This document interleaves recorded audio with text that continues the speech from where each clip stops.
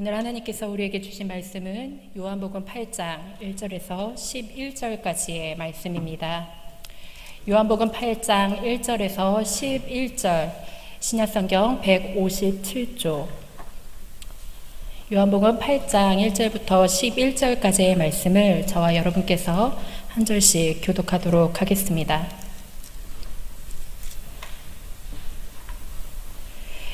예수는 감난산으로 가시니라. 아침에 다시 성전으로 돌아오시니 백성이 다 나아오는지라. 앉으사 그들을 가르치시더니 서기관들과 바리새인들이 음행 중에 잡힌 여자를 끌고 와서 가운데 세우고 예수께 말하되 선생이여 이 여자가 간음하다가 현장에서 잡혔나이다.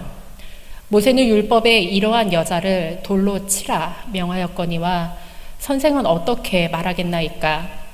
그들이 이렇게 말하면 고발할 조건을 얻고자 하여 예수를 시험함이러라. 예수께서 몸을 굽히사 손가락으로 땅에 쓰시니 그들이 묻기를 맞이 아니하는지라. 이에 일어나 이르시되 너희 중에 죄 없는 자가 먼저 돌로 치라 하시고 다시 몸을 굽혀 손가락으로 땅에 쓰시니 그들이 이 말씀을 듣고 양심의 가책을 느껴 어른으로 시작하여 젊은이까지 하나씩 나가고 오직 예수와 그 가운데 섰는 여자만 남았더라. 예수께서 일어나서 여자 외에 아무도 없는 것을 보시고 이르시되 여자여 너를 고발하던 그들이 어디 있느냐? 너를 정죄한 자가 없느냐? 대답하되 주여 없나이다. 예수께서 이르시되 나도 너를 정죄하지 아니하노니 가서 다시는 죄를 범하지 말라 하시니라. 아멘. 우리 옆 사람을 옆에 계신 분들을 우리가 함께 보면서 인사를 했으면 좋겠습니다. 요새는 마스크를 써서 입 모양을 볼 수가 없어서 눈으로 웃음을 짓는다고 합니다. 눈으로 반달이 되어야 하는데요. 눈웃음을 보이시면서 사순절 기간 잘 보내고 계십니까? 함께 인사했으면 좋겠습니다. 사순절 기간 잘 평안히 보내고 계십니까? 사순절 기간에 우리가 매년 묵상하는 것은 예수님의 사랑과 예수님의 십자가 그리고 예수님이 우리를 향한 끝없는 구원의 계획입니다. 깊이 있게 예수님을 묵상하다 보면은 우리가 한 가지 깨닫는 것이 있습니다. 사실은 내가 예수님 발 밑에 엎드렸다기보다는 예수님이 그 십자가를 지고 내 삶에 먼저 들어와 주시고 예수님이 못 박힌 손으로 나를 먼저 만져주시고 항상 예수님이 내 앞에 먼저 와주셨다라는 것을 우리가 깨닫게 됩니다. 오늘 아침 담임 목사님의 모닝브레드 말씀과 같이 예수님께서는 그리고 하나님께서는 나를 결코 포기하지 않으십니다. 예수님께서는 우리 모두를 포기하지 않으시기 때문에 성경 속에는 예수님을 만났던 수많은 사람들이 있습니다. 그들이 만난 예수님은 모두 다 나를 포기하지 않으시는 분, 나를 끝까지 기다려 주시는 분, 무엇보다도 내 인생 가장 불행한 순간을 아시면서도 그것을 죄 없다 말씀하시는 분이라는 것입니다. 우리가 오늘 읽은 본문은 신약 성경을 통틀어서 가장 불행한 개인사를 가진 여인 중에 한 사람입니다. 그 사람은 바로 간음하다 현장에서 붙잡혀 사람들에게 끌려와 사람들 앞에서 재판을 받은 여인이었습니다. 오늘은 이 여인이 어떻게 예수님을 만났는지 그리고 예수님이 사실 요한복음 8장 1절에서 11절에 수많은 사람들을 만나셨는데 이 사람들이 예수님을 어떻게 대하였는지를 우리가 함께 묵상하는 시간을 가지려고 합니다. 요한복음 8장 1절부터 2절까지의 말씀을 우리 함께 봉독하도록 하겠습니다. 예수는 감난산으로 가시니라. 아침에 다시 성전으로 들어오시니 백성이 다 나아오는지라. 앉으사 그들을 가르치시더니 8장의 시작은 예수님께서 감난산으로 가셨다 아침에 다시 돌아오는 장면으로 시작을 합니다. 예수님께서는 왜 감람산에 가셨을까요? 사실 예수님께서는 감람산에 굉장히 많이 올라가셨던 것을 성경 속에서 보고 우리가 알 수 있습니다. 예수님이 잡히시기 전에도 감람산에서 올라가 기도하셨고, 틈이 날 때마다 홀로 가서 휴식을 취하시고 기도를 하시는 것을 알 수 있습니다. 그런데 이번 8장에 나온 예수님께서는 감람산을 조금 특별한 이유 때문에 가셨다라고 우리가 쉽게 유추를 할 수가 있습니다. 그 이유는 요한복음 7장 2절에 나와 있습니다. 우리 함께 읽어볼까요? 유대인의 명절인 초막절이 가까운지라. 요한복음 7장처럼 예수님께서 감람산에 가신 시기는 유대인의 아주 큰 명절인 초막절입니다. 초막절은 마치 우리나라가 설날과 추석을 보내듯이 이스라엘의 가장 큰 명절 중에 한 순간입니다. 초막절은 어떤 절기일까요? 레위기 23장 34절에 나와 있는데, 이스라엘 자손에게 말하여 이르라. 7째 달 15날은 초막절이니 여호와를 위하여 이래 동안 지킬 것이라 라고 기록이 되어 있습니다. 제가 한 5년 전쯤에, 한 13년, 4년 전쯤에 미국에 있는 보스턴에서 한 1년 정도 머물던 시기가 있었습니다. 물론 저는 그때 이제 신학을 공부하러 갔었을 시기라 보통 이제 학교와 교회만을 이제 다녔는데, 제가 있었던 곳은 보스턴 시내에서 아주 가깝게 있었던 기숙사 같은 곳이었습니다. 그런데 제가 그곳에서 아주 특별한 광경을 몇 가지 이제 목격을 했습니다. 시기는 한 9월쯤 됐었을 텐데요. 사실 보스턴이라는 도시에는 수많은 유태인들이 살던 도시였습니다. 그래서 교회 수보다 블록마다 유대교 회당이 더 많은 곳도 있고, 대부분의 유대인들이 아주 높은 학식을 자랑하는 도시이기도 했습니다. 그만큼 유대인들이 많았는데요. 그곳에서 제가 9월쯤에 초막절, 유대인의 명절이 초막절이 되던 시기에 유태인들이 사는 집집마다 앞마당에 어떤 텐트를 쳤던 것을 기억을 합니다. 사진에 보는 듯한 이제 텐트를 마당에 졌는데, 물론 저것은 지금 야외에 들판에다 지었기 때문에 뭐 집이나 아니면 풀 같은 걸로 지었지만, 대부분의 현대 유태인들의 가정집에는 텐트를 치고 그 텐트를 풀로 엮어서 꾸몄던 것을 기억을 합니다. 근데 제가 특별하게 기억이 남는 것은 이 초막절 기간 8일 동안에 현대를 살아가는 유태인들이 자기 자녀들을 데리고 밤마다 그곳에 들어가서 음식을 먹고 성경을 가르치고 이스라엘 역사를 읊는 것을 제가 보았습니다. 물론 유대교 회당 근처에 있기 때문에 유대교 이제 신앙이 깊은 사람들이 아마 그랬을 것인데, 중요한 것은 자신들의 나라를 잃었던 유대인들이 여전히 자신들의 절기를 지키고 그 절기 기간 동안 모세오경, 토라에 나왔던 말씀대로 자녀들에게 이스라엘의 역사를 가르친다는 것입니다. 도대체 이 초막절이 무슨 날일까요? 이 초막절은 우리가 마치 추수감사주의를 지내듯이 곡식을 거두고 지냈던 기쁨의 절기라고 합니다. 수장절이라고도 하는데요. 이 기간에는 우리가 하나님께 받은 은혜, 우리가 풍성한 곡식을 받아 우리가 배불리 지낼 수 있는 것에 대한 기쁨, 그리고 복을 기념하는 절기라고 합니다.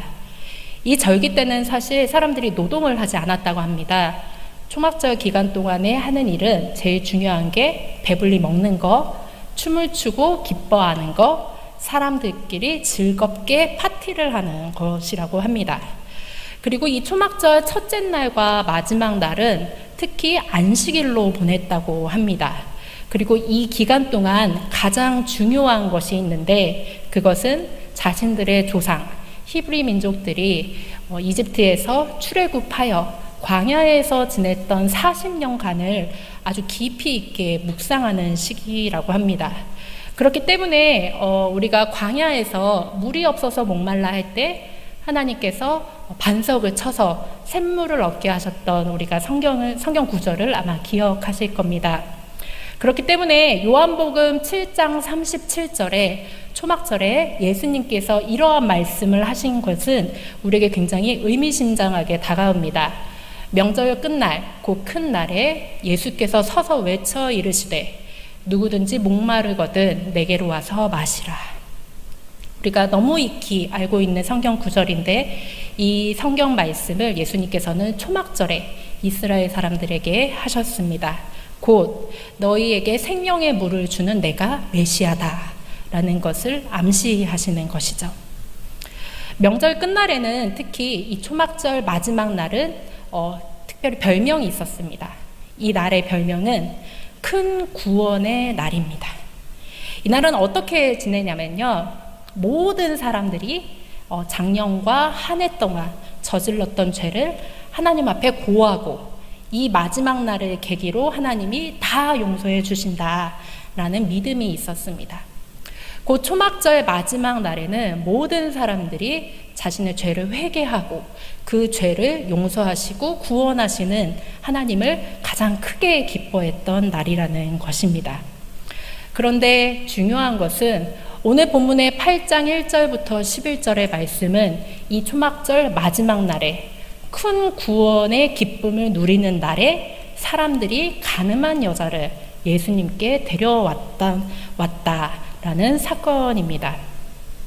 요한복음 8장 3절에서 4절까지의 말씀을 함께 읽도록 하겠습니다. 서기관들과 바리새인들이 음행 중에 잡힌 여자를 끌고 와서 가운데 세우고 예수께 말하되 선생이여 이 여자가 간음하다가 현장에서 잡혔나이다. 3절에서 4절 말씀은 아마 우리가 아주 어린 시절부터 교회에서 많이 읽고 들었던 말씀의 모습입니다.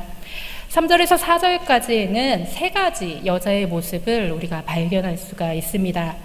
첫 번째는 서기관들과 바리새인들에게 자신의 음행의 현장을 들켜서 끌려온 여성의 모습입니다. 당연히 이 여성은 음행했던 현장에 사람들에게 밝혀지고 그 현장을 포착당하여 끌려왔기 때문에 죄를 지은 것에 대해서는 할 말이 없었습니다. 어떤 이유에서건 이 여자는 죄를 지은 여자입니다. 그것도 이스라엘 율법에 의해서 가장 큰 죄라 칭해지는 음행을 저질렀던 여성입니다. 두 번째, 이 여성의 모습은 끌려왔다는 것입니다. 여러 사람들에게 둘러싸여 마치 가축을 다루듯이 도살장에 짐승을 끌고 가듯이 끌려왔었고, 우리가 어렵지 않게 상상할 수 있지만 헝클어진 옷차림에 얼굴을 들 수 없고 사람들의 눈을 마주치지 못하고 아마 벌벌 떨면서 끌려오지 않았을까 생각합니다. 마지막으로 이 여자는 사람들 앞에 가운데에 섰다라고 성경에 기록되었습니다. 제가 이 여성의 모습을 생각을 하면서 여러 가지 생각을 해보았습니다. 나의 죄가 내가 마음속에서 정말 평생 동안 누구에게도 말하지 못했던 내 배우자나 내 부모님에게도 말하지 못했던 그 죄가 있는데 그 죄가 모든 사람 앞에 낱낱이 밝혀진다면 나는 어떠한 기분일까? 이 여자는 분명히 무거운 죄를 지었지만 사람들 앞에 가운데에 섰다는 것만으로도 아마 평생 지울 수 없는 상처가 되었을 것입니다. 내가 죄를 지었으나 그것에 대하여 비난받는 수모, 그리고 그것에 대한 두려움과 공포. 아마 이 여성은 너무나 여러 가지 감정에 휩싸인 채 사람들 가운데에 섰을 것입니다. 만약 여러분들이, 그리고 여러분과 제가 이 현장에 이 여인이 처한 상황에 있다면 어떠한 마음과 어떠한 행동을 했을까요? 우리가 보통 성경을 읽을 때는 이 여인이 잊혀지지 못한 죄를 지어서 이 자리에 섰고 당연한 벌을 받아야 된다라고도 생각할 수 있습니다.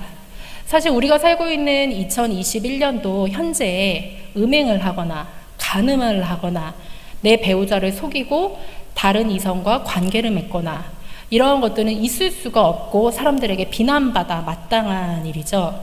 물론 이스라엘 고대 시대와 마찬가지로 지금도 이 여인이 저지른 죄는 누구에게도 용서받을 수 없을 것이다 라고 추측되어지는 죄입니다. 그런데 이 여인의 죄를 생각하면서 우리가 성경을 조금만 더 자세히 살펴보면은 조금 의심스럽고 이상한 점들이 있습니다. 이 여인의 죄, 이 여인이 겪고 있는 공포심과 두려움 뒤에는 사실 이 여인을 둘러싸고 있는 여러 사람들의 아주 간사한 계획이 있었기 때문입니다. 3절과 4절 말씀을 우리가 자세히 보면은 발견할 수 있습니다. 첫 번째 이상한 점은 이 여자가 간음을 하다 현장에서 들켰다는 것입니다. 그것도 이 현장을 발각한 사람이 바리새인들과 서기관입니다. 우리가 성경을 많이 보아서 알고 있지만은 바리새인과 서기관들은 부정한 것을 눈에 담지도 못하고 손에 만지지도 못하고 이것에 대하여 평생 피해야 되는 의무를 가진 사람이라고 알고 있습니다. 그렇기 때문에 레위기나 민수기, 신명기에 보면 바리새인, 특히 하나님께서 세우신 종교 지도자들은 부정한 것을 닿았을 시에는 즉시 그것에 대한 번제와 회개를 드려야 되고 심각한 경우에는 자신의 자리를 박탈당한다라고 알고 있습니다. 그런데 이 바리새인과 서기관들이 어떻게 부정한 자리인 음행의 자리에 자신들이 직접 찾아가서 이 여인을 발견했을까요? 사실은 우연이라고 보기에는 수상한 점이 한두 가지가 아닙니다. 또한 그 당시 역사 고증에 의하면은 바리새인들과 서기관들은 이 현장에 가지도 못하고 그리고 그 여인을 심판하는 노릇은 할지언정 직접 끌고 왔다? 이러한 점들은 하나도 발견할 수 없다고 합니다. 두 번째 또 다른 이상한 점은 간통을 한, 음행을 한 여자는 있는데 같이 음행을 저지른 남자는 끌려오지 않았다는 것입니다. 제가 이 요한복음 8장 말씀을 청소년 학생들이나 청년들과 함께 읽을 때 학생들이 늘상 질문하는 지적이 이것입니다. 왜 여자는 끌고 왔는데 그러면 상대방 남자는 어디에 갔을까요? 상대방 남자는 재빠르게 도망칠 수 있었나요? 라는 질문을 많이 합니다. 물론 그것에 대해서는 저희들이 알 길이 없습니다. 성경에 기록되어 있지 않기 때문입니다. 중요한 점은 간통을 한 두 사람이 있는 것이 아니라 한 사람만 있다는 것입니다. 그 사람이 남성이든 여성이든 상관이 없이 상대방 없이 한 명만 잡혀왔는데 우리가 레위기나 신명기 말씀을 보면은 이 부분이 조금 더 수상하다라고 느낄 것입니다. 레위기 20장 10절에 이러한 이야기가 있습니다. 누구든지 남의 아내와 간음하는 자, 곧 그의 이웃의 아내와 간음하는 자는 그 간부와 음부를 반드시 죽일지니라. 하나님께서 모세 오경을 모세에게 주셨을 당시에 하나님의 법은 간단합니다. 심각한 죄를 저질러서 다른 사람의 마음을 아프게 한 사람은 그 양자가 다 하나님 앞에 처벌을 받아야 된다라고 성경에 기록이 되어 있습니다. 신명기 22장 22절의 말씀도 동일합니다. 어떤 남자가 유부녀와 동침한 것이 드러나거든 그 동침한 남자와 그 여자를 둘 다 죽여 이스라엘 중에 악을 제할지니라.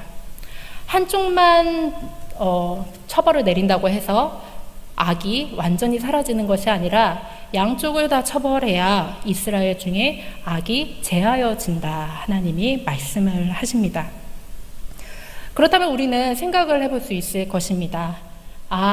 바리새인들과 서기관들의 눈에는 양자 중에 더 힘없고 더 연약한 사람을 잡아들였구나.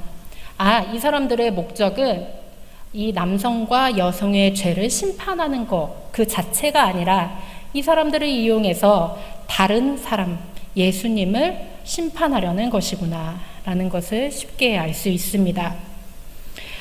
바리새인들은 예수님을 잡을 수 없었습니다. 예수님은 말씀으로도 바리새인들을 능히 물리치실 수 있었고 예수님을 따르는 자들이 좀처럼 줄어들지 않았기 때문에 예수님께 다가가기도 어려웠습니다. 그래서 바리새인들이 결정한 것은 예수님께 아주 음흉한 계획을 세워서 이 사람이 법에 걸려들기를 바랬던 것입니다. 그것으로써 여성을 희생양으로 잡았다는 것입니다. 요한복음 8장 5절에는 이러한 예수님께 여인을 데려와서 사람들이 물었습니다. 모세는 이러한 율법에 이러한 여자를 돌로 치라 명하였거니와 선생은 어떻게 말하겠나이까. 모세는 율법에 이러한 여자를 돌로 치라 명하였거니와 남성과 여성이 아닌 우리가 잡아온 이 여자를 돌로 치라 명하였거니와 선생은 어떻게 말하겠나이까. 바리새인들과 서기관들은 하나님의 말씀을 자신의 입맛대로 아주 쉽게 고쳐서 예수님께 질문하였습니다. 이 사람들은 결국 원하는 바가 모세의 율법을 내 삶에 적용하고 하나님의 법을 지켜서 하나님께서 원하시는 구원을 이룩하는 것이 아니라 자신의 입맛대로 하나님을 재단하여서 자신의 이익을 보기 원하였던 것입니다. 우리의 삶도 한번 생각해 보면 좋겠습니다. 하나님의 이름을 내 등에 업어서 이용하는 것은 아닌지, 아니면 하나님의 이름 자체가 내 삶의 목적이 되는지. 사실 이것은 우리가 쉽게 마음 먹고 이렇게 해야겠다 결단하고 계획을 하여서 이루는 것보다는 아주 쉽게 자신을 속일 수도 있는 방법 중에 하나이지요. 3절과 4절에서 우리는 세 가지 죄를 발견할 수 있습니다. 많은 성경 연구가들과 학자들이 이렇게 이야기를 합니다. 첫 번째, 우리가 쉽게 발견할 수 있는 대로 3절과 4절에서 발견할 수 있는 죄는 첫째, 간음한 여인의 죄입니다. 이 여인이 왜 죄를 저질렀을까요? 그거는 우리는 잘 모르겠습니다. 하지만 많은 학자들이 이야기할 때 한 두세 가지로 추측을 합니다. 첫 번째는 이 여자가 너무나 가난해서 자기의 몸을 판 여인일 수도 있다. 두 번째, 이 여자 자체가 성적 욕망이 많았기 때문에 남자와 함께 유혹을 하고 음행을 저질렀을 수도 있다. 그리고 마지막으로는 7장과 연결해 봤을 때 이때는 축제의 초막절이었습니다. 사람들이 쉽게 축제나 국경일이나 아니면 기쁜 파티를 아주 오래 기간 가질 때 쉽게 할 수 있는 실수들이 있지요. 그 실수 중에 하나였을 것이다. 아무튼지 간에 어떤 이유라든지 이 여인은 죄를 지었고 그리고 사람들 앞에 섰습니다. 그런데 중요한 것은 이 여자만 저지를 수 있는 죄일까요? 누구든지 걸리지 않았을 뿐이지 사실 우리들은 삶 속에서 수많은 죄들이 있습니다. 내 마음속에서 지금도 지난주 남산이 보이지 않을 정도로 이제 스모그와 그리고 황사가 많았는데 정말 어느 순간에 뿌옇게 내 마음을 만들 수 있는 죄가 여전히 우리 마음에 수없이 도사리고 있습니다. 어린아이로부터 연세가 드신 분들에 이르기까지 누구도 해당 사항이 없다 말하기 어려운 부분입니다. 이 여자를 봤을 때는 그리고 이 여자의 상대방인 남자를 생각했을 때 죄란 들키는 자가 있고 들키지 않은 자가 있을 뿐인지 모든 사람이 죄에서 자유로울 수 없다라는 것을 우리가 알게 됩니다. 3, 4절에서 발견한 두 번째 죄는 이겁니다. 첫 번째는 여인이 저지른 간음한 죄, 두 번째는 이 여자의 죄뿐 아니라 이 여자를 바라보는 바리새인들과 서기관의 죄입니다. 우리가 보통 바리새인과 서기관이 무슨 죄가 있을까 쉽게 생각하지 못할 수도 있습니다. 그런데 성경을 자세히 살펴보면은 이 두 부류의 사람이 저지른 죄는 이 여자를 이용한 죄라는 것을 알 수 있습니다. 이 여자를 심판하기 위해서 예수께 데려오지 않았습니다. 이 사람들은 예수를 잡으려 이 여자를 도구로 이용을 하였습니다. 나를 포함하여 우리 사회에서 쉽게 저지를 수 있는 죄입니다. 대의를 위하여서 사람을 이용한다. 대의를 위하여서 사람을 이용하지만 결코 나는 죄를 짓는 것이 목적이 아니었다 라고 쉽게 말할 수 있습니다. 즉, 내 자신은 거룩한 척 하면서 다른 사람을 도구로 이용한 것, 그것이 바로 바리새인들과 서기관이 저지른 죄라는 것을 우리가 알 수 있습니다. 마지막으로 발견할 수 있는 죄는 이 바리새인과 서기관과 이 여성을 바라보는 사람들입니다. 이 사람들이 무슨 죄를 지었을까요? 단지 구경만 했다고 죄를 저질렀을까요? 그렇지 않습니다. 아마도 사람들은 자신들의 손에 돌을 한 개씩 들고 있는 것을 미루어 보아 이 여인을 보고 아마 굉장히 큰 희열과 카타르시스와 분노를 느꼈을 것입니다. 나는 저렇게 안 사는데 저 여인을 보니 저 여자는 우리 사회의 악이야 라면서 정의의 사도처럼 마음이 느껴지고 이 여자를 제거해야 우리 사회가 조금 더 깨끗해질 것이다 라고 마음을 먹었을 것입니다. 그렇기 때문에 예수님이 이 사람들을 보고 성경 후반부에 가면 여러 가지 말씀을 하시죠. 이들의 얼굴에는 아마 분노도 보였을 것이고 아주 빨개진 눈으로 이 여자를 보면서 소리를 질렀을 것입니다. 마치 자신들이 이 죄에 포함되지 않은 제3자인 것처럼 이 여자를 보고 나는 정의를 부르짖을 만한 자격이 있어 라고 마음먹었을 수도 있습니다. 이렇듯 3절에서 5절까지 보면은 우리가 세 가지 죄를 발견할 수 있습니다. 여성의 죄, 이 여자를 이용해서 예수를 제거한다는 대의를 가진 바리새인과 서기관들, 그리고 그것을 바라보는 군중들. 예수님은 이 세 종류의 사람들 앞에서 정말 예상치 못한 반응을 하십니다. 그것이 바로 요한복음 8장 6절의 말씀입니다. 우리가 함께 읽겠습니다. 그들이 이렇게 말하면 고발할 조건을 얻고자 하여 예수를 시험함이로라. 예수께서 몸을 굽히사 손가락으로 땅에 쓰시니. 아멘. 사람들이 흥분해서 소리를 지르면서 예수님께 이 여자에 대해서 죄를 어떻게 물을 것이냐, 당신은 이 여자에게 어떠한 심판을 내릴 것이냐 라고 외쳤을 것입니다. 그런데 예수님께서는 이 사람들을 향하여서 대응하는 말씀을 하시지 아니하고 이상한 행동을 하십니다. 첫 번째 이상한 행동은 말씀을 안 하시는 것입니다. 두 번째 이상한 행동은 몸을 굽히셔서 쭈그려 앉으셔서 손가락으로 땅에 무언가를 쓰셨다는 겁니다. 예수님께서 무슨 글을 쓰셨을까요? 제가 어렸을 때는 예수님께서 그리스도인들의 상징인 물고기를 그렸을 것이다 라고 말하는 분들도 있고, 어떤 사람들은 예수님께서 이 사람들의 죄의 목록을 하나하나 다 쓰셨을 것이다 라고 말씀하는 분도 계셨습니다. 그런데 우리는 사실 알지를 못합니다. 단지 예수님께서 땅에 무언가를 쓰셨다라고만 알고 있습니다. 여기서 중요한 것은 예수님께서는 바리새인들과 서기관들에게 침묵으로 대응하셨다는 것입니다.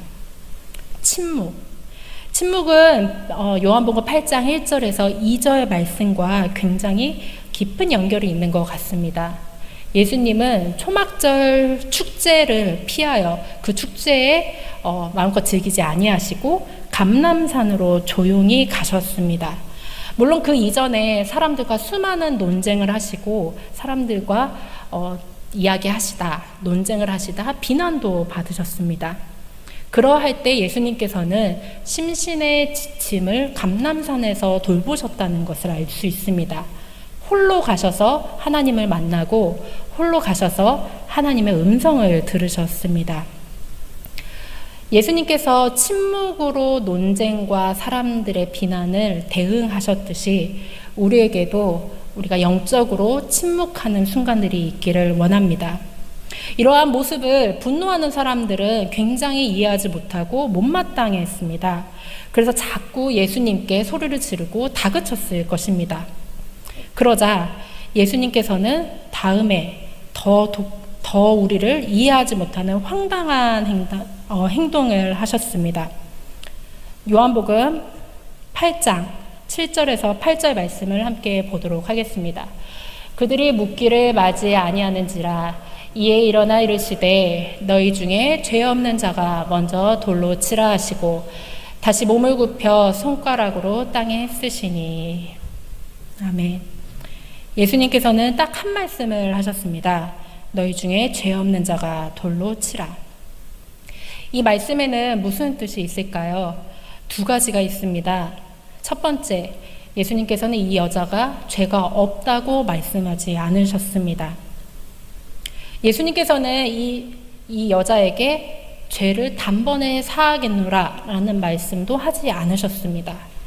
다만 예수님께서는 이 여자의 죄를 용서하시고 죄를 용서하여 품으시나 죄를 간과하지는 않으셨습니다. 우리가 흔히 헷갈리는 것이 하나가 있습니다. 죄를 용서하는 것과 죄를 인정하는 것, 이것을 동일하다고 생각을 해서 우리가 사람을 대할 때, 우리가 하나님 앞에 내 죄를 고할 때 실수하는 부분입니다. 예수님께서는 죄를 인정하는 것과 죄를 용서하는 것은 엄연히 다르다라고 말씀을 하십니다.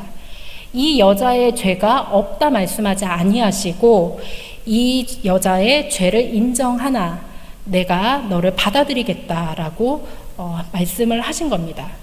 두 번째, 예수님은 모세의 율법이 잘못됐다고도 하지 않으셨습니다.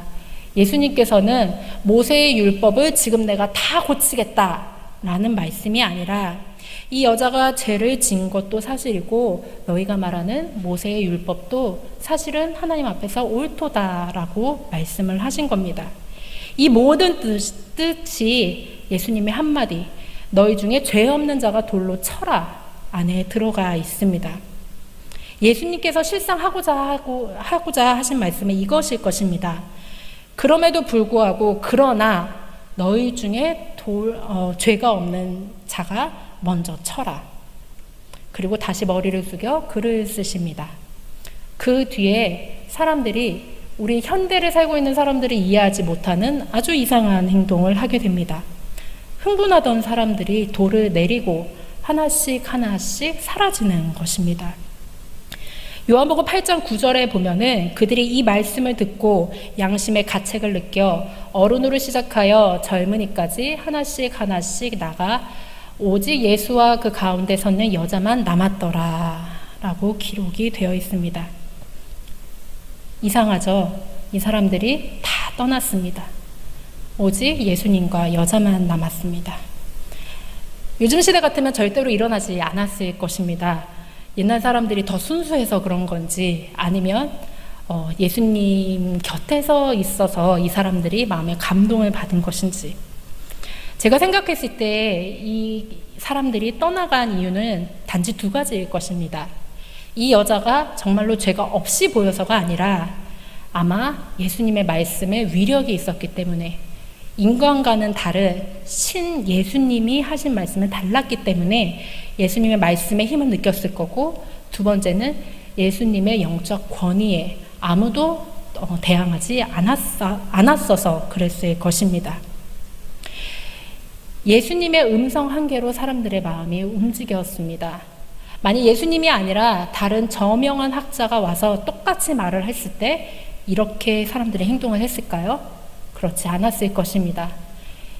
사람들이 하나씩 하나씩 사라진 이유는 예수님이 그들의 삶 속에 계시고 예수님의 말씀에 인간은 느끼지 못하는 영적 능력과 영적인 권위가 있어서 사람들이 떠나갔을 것입니다.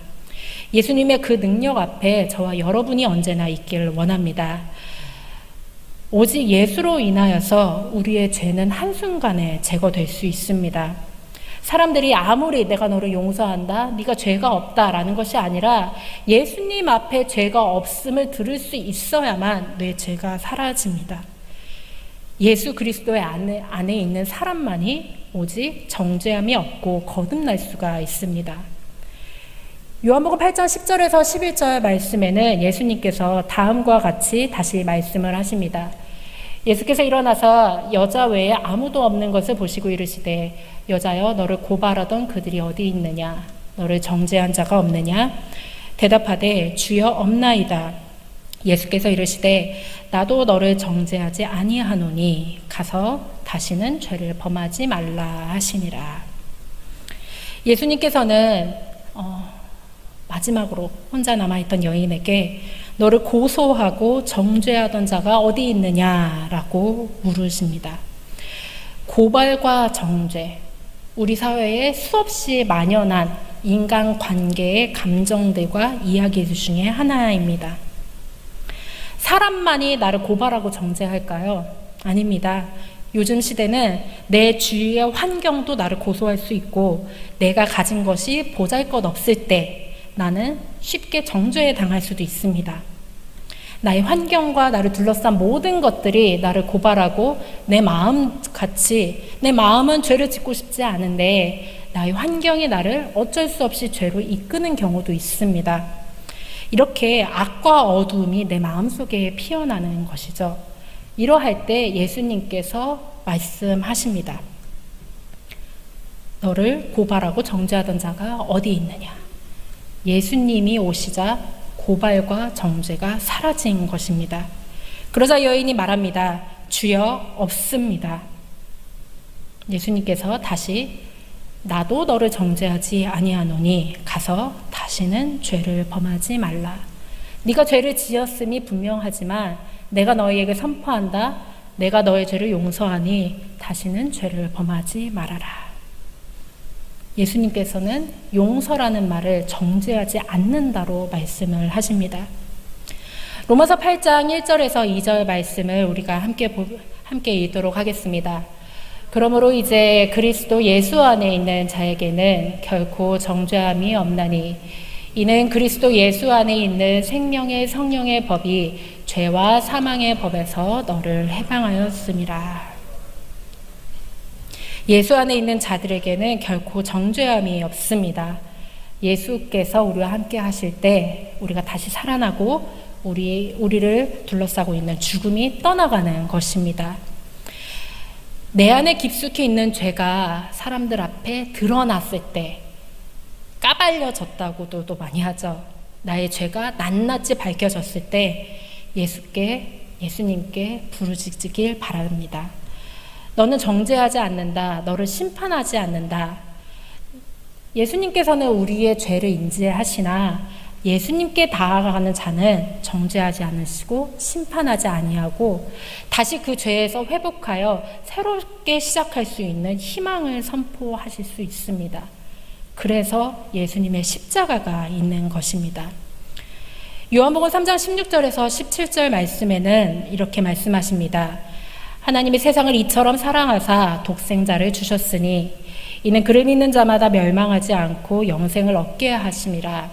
하나님이 그 아들을 세상에 보내신 것은 세상을 심판하려 하심이 아니요 그로 말미암아 세상이 구원을 받게 하려 하심이라. 아멘.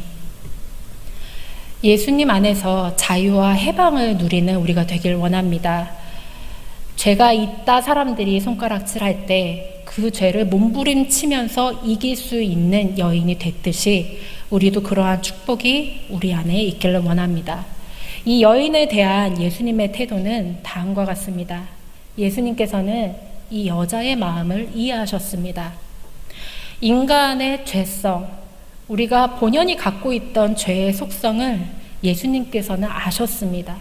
예수님은 죄 그 자체를 먼저 보시기보다 그 죄를 짓는 인간의 본성을 먼저 알아보신 분입니다. 그리고 우리의 본성에 마음 아파서 우셨다라고 성경에 기록이 되어 있습니다. 두 번째는 예수님께서는 이 여자의 모습을 이해하시고 알아보시고 불쌍히 여기셨습니다. 정죄하지 않으시고 용서하셨습니다. 죄가 있음에 대하여 먼저 엎드러질 때 먼저 다가가 사랑해 주시고 사랑의 충고를 하셨습니다. 다시는 죄를 짓지 말아라. 나도 너를 정죄하지 아니한다. 우리 안에는 모두 다 들키지 않은 죄들이 있습니다. 저도 오늘 아침에 일어나서 이제 몸을 씻으면서 생각을 해보았습니다. 너무나 물결처럼 일어나는 정말 연기처럼 피어오르는 죄에 대한 유혹들. 나조차도 이렇게 연약한 자이구나. 예수 그리스도를 나의 구주로 고백하면서도 여전히 내 안에서는 남들에게 말할 수 없는 죄의 고백들이 이렇게 많구나. 이런 내 안에 복잡하고 정말 오물 같은 이러한 영혼을 예수님께서는 아시고 기꺼이 희망을 주시고 자유를 주십니다. 불행한 나의 죄성에 찌들려 있지 말고 하나님께 나아오길 원합니다. 이 사순절 기간이 단순히 부활절을 기다리는 부활만이 전부인 것이 아니라 예수 그리스도 앞에 나의 죄를 먼저 다 낱낱이 밝히고 그것으로부터 희망을 시작할 수 있는 기간이 되길 원합니다. 이러한 사순절 기간에 동일한 축복과 위로가 저와 여러분 안에 그리고 영주교회의 모든 성도들 안에 있기를 간절히 원합니다.